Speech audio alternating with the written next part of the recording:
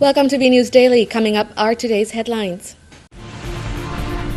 President TRUYnh appoints 2 new deputy heads to Supreme People's Procuracy. Foreign Minister Phạm Bình Minh talks about Vietnam's contributions to ASEAN.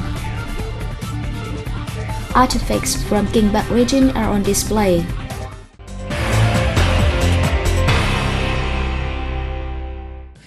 President TRUYnh officially appoints 2 new deputy heads to the Supreme People's Procuracy of Vietnam and 8 other staff members as prosecuting officials.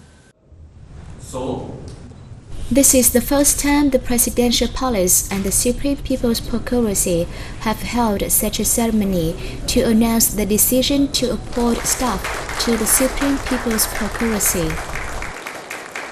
Speaking at the ceremony, Sang congratulated the recipients for being appointed to their new posts. The President stressed that the new appointments reaffirmed the party and government's commitments to provide better policies for the sector's development, especially in the country's strategy to reform the judicial sector to 2020. The state leader asked the sector to focus on several major tasks, including further reforms to personnel work and active participation in the review of the implementation of the 1992 Constitution. Vietnam has made important contributions to implementing ASEAN priorities and strengthening regional connectivity at the 20th ASEAN Summit and ministerial meetings, says Foreign Minister Phạm Bình Minh. Minh made the statement in an interview granted to the press on April the 4th. As Prime Minister TRUYnh left Phnom Penh, Cambodia, after attending the 20th ASEAN Summit.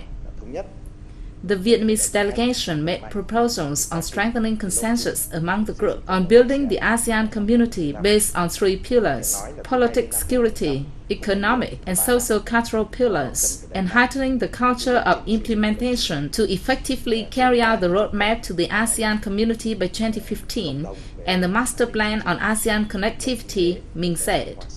On the EC issue, Vietnam underlined that ASEAN needs to unite, be active in promoting peace, stability, security and maritime safety in the EC, solve disputes through peaceful measures, respect international laws, especially the 1982 United Nations Convention on the Law of the Sea, and fully implement the Declaration on the Conduct of Parties in the EC, the Foreign Minister said.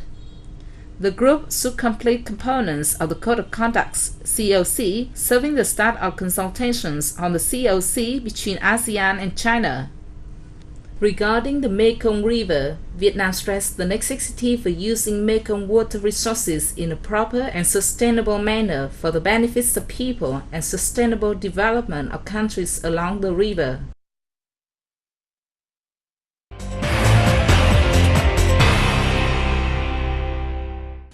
The 22nd Vietnamese International Exhibition, Vietnam Expo 2012, opens its doors in Hanoi Tuesday this week, offering a wide range of products on display.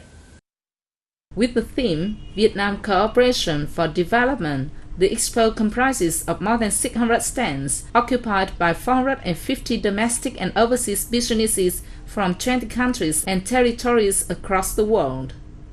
Speaking at the opening ceremony, Deputy Minister of Industry and Trade Nguyễn Thành Biên said he hopes the annual event will provide Vietnamese businesses with more opportunities to promote their goods, seek out trading partners, and expand their businesses and exports into the global marketplace.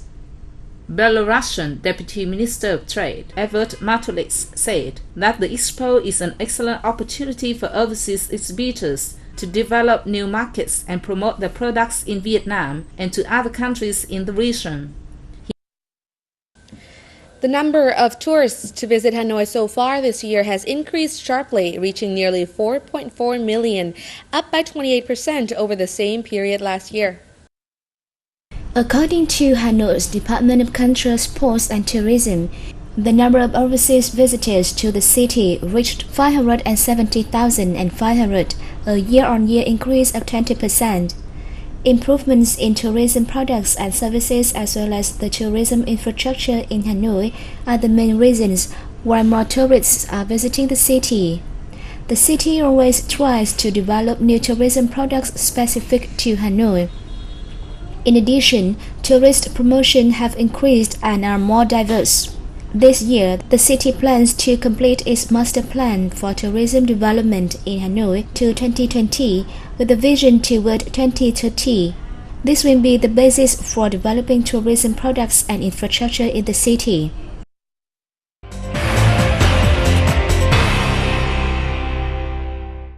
The annual Robocon is back again, this time organized in Ho Chi Minh City with 52 participating teams from 15 universities and colleges in the south. The qualifying rounds for the contest are being held in Hanoi, Da Nang, and Ho Chi Minh City. 227 teams from universities and colleges across the country are taking part. This year, the southern region will see the appearance of a new team from Vĩnh Long College of Technical Education. The qualifying rounds will take place during April 4th and 5th, with 78 matches being contested. The organizing board will choose the 12 best teams for the final round in Ho Chi Minh City from May the 7th to 13th. The winners will represent Vietnam at the Asia Pacific Robot Contest in Hong Kong in late August. This is the first time I've ever taken part in the contest. Our team is now attempting to win the championship for the third consecutive year. It is an excellent opportunity for Vietnamese students to show their knowledge, intelligence, and creativity in the field of science. The event is also an excellent way of promoting the development of technological sciences in Vietnam. Vietnam won the title before at the Asia Pacific Robot Contest in Japan in 2002, the Republic of Korea in 2004, and in Malaysia in 2006.